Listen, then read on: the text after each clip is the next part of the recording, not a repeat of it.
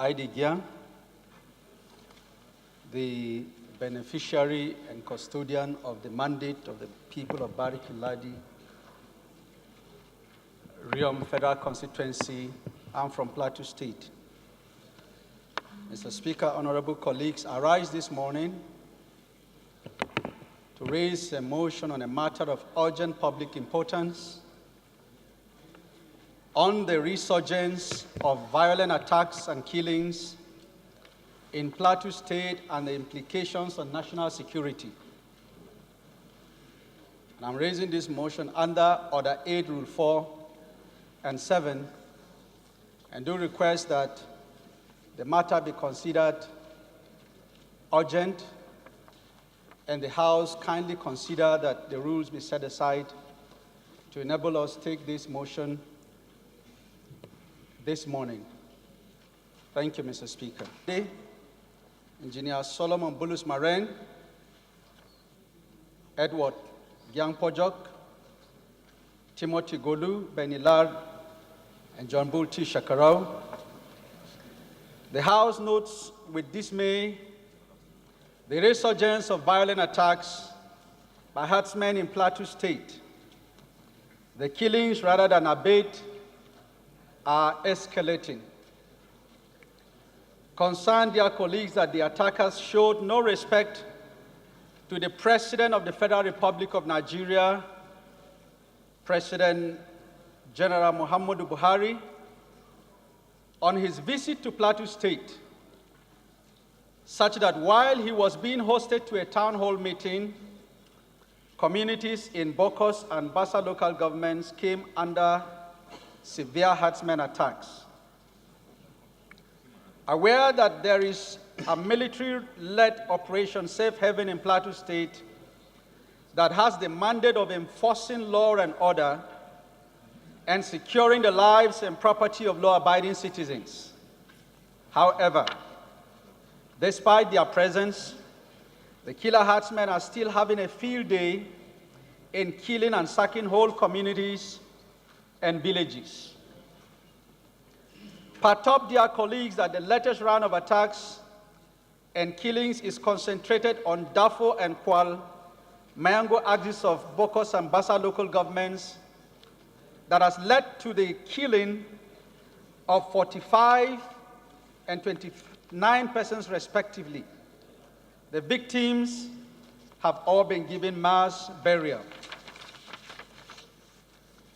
Disturbed again that the attacks have spilled over to Jos North, leading to the burning down of a church building, and in particular Cooking Church at Don Kasa, along the wildlife Rafiki neighborhood of Jos City. And further disturbed that if urgent steps are not taken against the violent attacks, it could degenerate and escalate. This will indeed, and no doubt, complicate the security situation in our nation. And therefore, the House should resolve to urge the government to step up measures at enforcing law and order to stem the tide of violent attacks and bloodletting in Plateau State, and by disarming the killer herdsmen. And two, recover all farmlands under occupation and ensure that persons displaced by violent attacks repossess their ancestral habitat, properties, and farmlands. Number two is to mandate NEMA to provide relief materials to the displaced persons. And finally, dear colleagues, is for this House to observe a 1-minute silence in memory of the deceased. Thank you, dear Speaker and honorable colleagues. And the situation has gotten so bad that the Plateau State government has had to impose a dusk-to-dawn curfew on the Bassa axis where these unfortunate killings are taking place. Dear colleagues, the attacks were so ferocious that 2 operatives of the Operation Safe Haven were killed and 2 others are in hospital right now. Furthermore, the convoy of the garrison commander of 3D Nigerian Army, Rukuba, was ambushed by the herdsmen, and 3 soldiers were killed yesterday.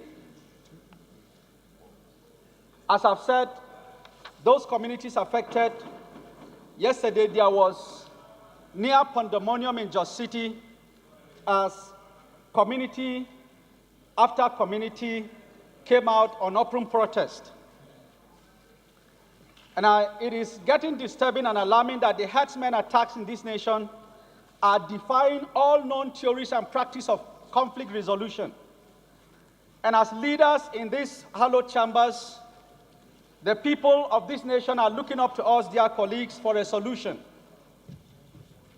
And we must be dispassionate, patriotic, and nationalistic in addressing this issue if we must recover and heal our nation.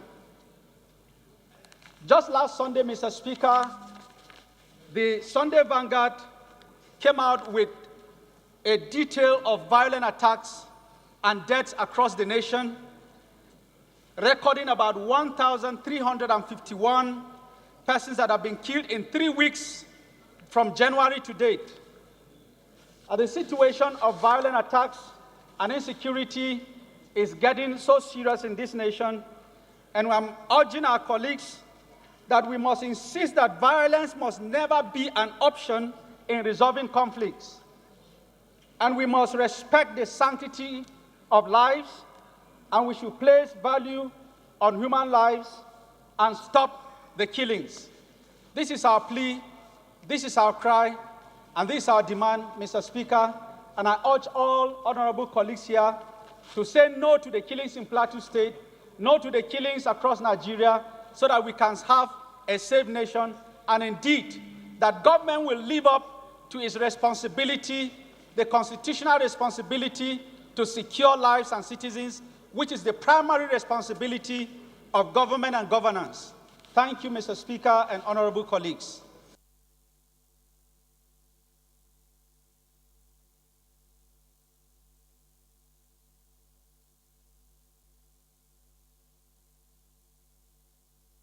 Gentle souls of the departed rest in perfect peace.